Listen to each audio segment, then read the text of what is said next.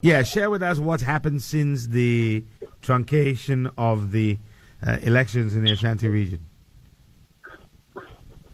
Well, as you have rightly indicated, the Council of State election in the Ashanti region during its initial stage was marred by disruptions after NDC-affiliated thugs stormed the Regional Coordinating Council, the residency to be precise, to disrupt the process. And since then, there has been a series of engagements with between stakeholders, led by the Electoral Commission and the Ashanti Regional Police Command. Recall that this incident led to the immediate transfer of the Regional Commander, DCOP Frank Abrokwa, who has been replaced by DCOP Emmanuel Kujo, who until this position was the Regional Commander for the Central Region.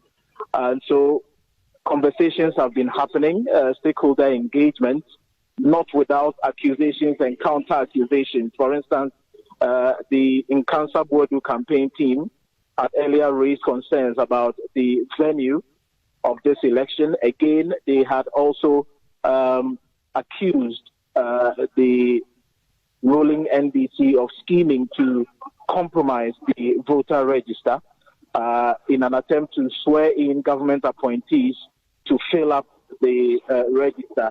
But that has been denied by the Electoral Commission, which insists that the election will be held with the register that is available to them, i.e. those documents that were used in the initial election. But I'm currently at the Prempeh Assembly Hall in Kumasi. That is where the Electoral Commission, together with stakeholders, settled to hold the election rerun. And let me paint a picture to you about the situation, even though polls are yet to open. If you know the Prempeh Assembly Hall very well, I can see some barricades on the Zongo Police Station Labour Runabout stretch. Also at the Fantinu Town stretch, I can see police officers who have been stationed to check in motorists. But just before I continue with this, I have a spokesperson of the Nkansa Boadu campaign team here.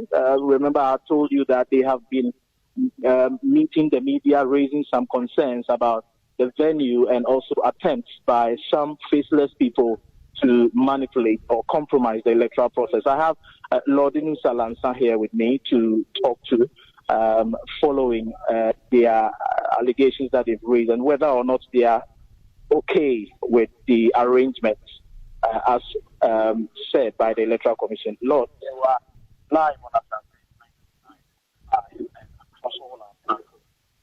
You are here very clearly. You are satisfied with me. Stakeholder engagement so far. Yeah, thank you very much, and thanks for having me this morning. Following the violent scenes we witnessed last week during the election, the Electoral Commission gave a directive that there will be the need for a rerun of the elections today. Yes, we opted for a change in venue because if such an election was being held at the seat of government, the Regional Coordinating Council, and we witnessed that violence, then we just simply could not sit down and say that we were going to be okay with the same venue for the election. So yesterday, the EC met all stakeholders, and they said that the Prempeh Assembly Hall was going to be used, and thankfully we are here. You could see that the police presence that we are witnessing is about times 5 or 6 of what we saw last Tuesday. But that is not the end of the story. What we are anticipating is that by the time that we are done with the elections, we'll have a police presence that is able to superintend the elections, sort, count, and winner declared. That is when we can say that, yes, indeed, the police came in their numbers and their job has been done. So for now, the presence I'm okay, but we are yet to see how they are going to execute and get the job done. What do you foresee? Well, today I am high hopes that I raised it at yesterday's meeting that at least they should let us see for once from December 7th, the happenings of these NDC taxed macho men vandalizing and ransacking coalition centers, pulling guns and weapons, threatening returning officers to declare in their favor and all that. I'm okay with the numbers that I'm seeing. And now that you can see that they are close to about 1,000 here. But like I said, they should get the job done. What is the job or what is their mandate? To police the area, to pretend where the elections, everybody casts his or a vote, and then winner declared. Then we can say thumbs up for the first time since December 7th. Oh, you had earlier raised concerns about attempts to compromise the process. Aside from the security concerns that you've raised, there are indications that from your perspective, there are indications that the voter register could be compromised. Is that what you still see? Yes.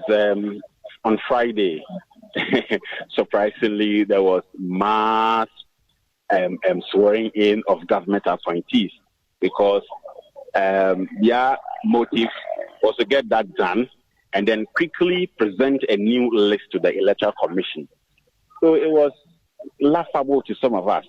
The Electoral Commission was calling for a rerun. And I don't know which law says that a rerun warrants a new register for same elections. You get it? And they made attempts sending the names to the Electoral Commission. They were turned away by the Electoral Commission. At some point, we even heard they had wanted to injunct the elections and all that. So that one, the EC was able to advise them accordingly that is not what the law says. So we are going to use the same register that we used for last Tuesday's election. So we are okay with that.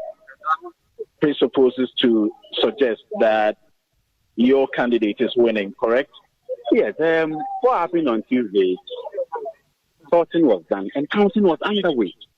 And it was when we counted the 47th vote that they started vandalizing the entire place.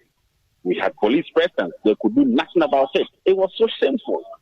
So we are with the high hopes again that Nana Nkansah is going to be declared winner by the time we are done with voting and counting. People have also stepped down. Have you heard this? And how does that, affect the chances of your, candidate?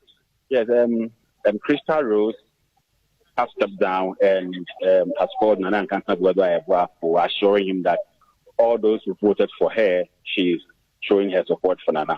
And one other lady too, who also, I'm told she's even a queen mother, she has also stepped down and given her support to the former chairman of the NDC, chairman of Prempeh. So interestingly, we are hoping that if you look at the sorting, the woman had some quite a good number of votes, like 9 to 10 thereabout. So if she is adding all of that to that of Nana Nkansah voters, then we are good to go. Even after the 47th count, we still have more votes which were supposed to be added to that of Nana Nkansah voters. So it's true. One has shown their support for Nana Nkansah, the other to chairman of Prempeh. So, Xtra, I have some of them here who will want to share their views on what is expected at the end of the day. You are live on Asaase. Thank you very much. What's going through your mind? The security situation, the arrangement, Xtra, I can just see what, a very huge water cannon here deployed by the police. And it tells you that the security will not be compromised as far as this election is concerned. And interestingly, most of the journalists who were assaulted in the process have also found their way here. They say they will not talk to me, but it clearly tells you that with or without violence, they will work, and defend their freedom. Let me in fact, the signal it sends is that you will find your way in the arms of justice if you have plans to perpetrate violence. If you have no business here at the Prempeh Assembly Hall, the signal the police appears to send is that you have to back off. As I indicated, all vantage routes, all entry and exit points at the Prempeh Assembly Hall have been barricaded with police armed to the teeth, trying to send a signal that they are ready to maintain law and order. Now, Jonathan, it's important to note that the event or the voting this morning will be happening at the Prempeh Assembly Hall. Now, this is obviously following the skirmishes of the previous attempt to elect a Council of State member for the Ashanti region. Now, how many votes are at stake? Well, from the Electoral College, we have 86 delegates drawn from 43 municipal, metropolitan, and district assemblies per the law, and 12 candidates are expected to take part in this election. And from all indications, looking at the two female candidates who have stepped down, it has reduced the number to 10, even though their faces will be seen at the on the ballots. So that is the composition of the Electoral College.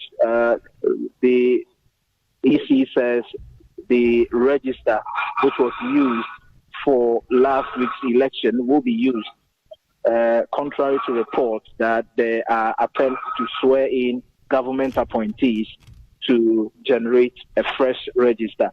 The EC says that is untruth. It is the register that was used for last week's election that will be used today. And so the expectation is that it will be a free, fair, and transparent process. But as it stands now, security has not been compromised. It has been beefed up. And this could be one of the heavy security deployment that we've seen as far as the Council of State election is concerned.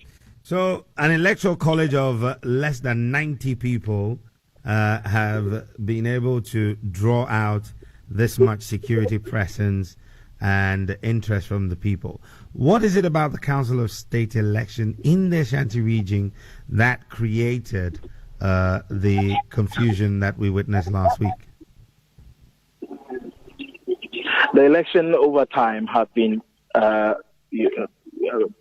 politically partisan, I must say. For instance, this one, no doubt, people who have been speaking to have admitted that it is purely an NDC MPP affair. For instance, the two main contenders, Nana Nkansah Boadu, has been a strong supporter and member of the New Patriotic Party, whilst Prempeh Assembly, who has also been the former regional chairman of the NDC, staging a comeback this time to contest as a Council of State rep. So it has some partisan political undertones that we have been reading, and that explains why this race has been tough. We understand even before we came here, there have been series of meetings between the delegates and known party figures from the political divide. And so it tells you that for the Ashanti region, the admission is that it is overly partisan and that it is the fittest that will survive. Great. Jonathan Ofori, we're grateful for your time and updates. We look forward to hearing from you some more as the day progresses and the voting starts. You're welcome, Xtra. It's 8:15.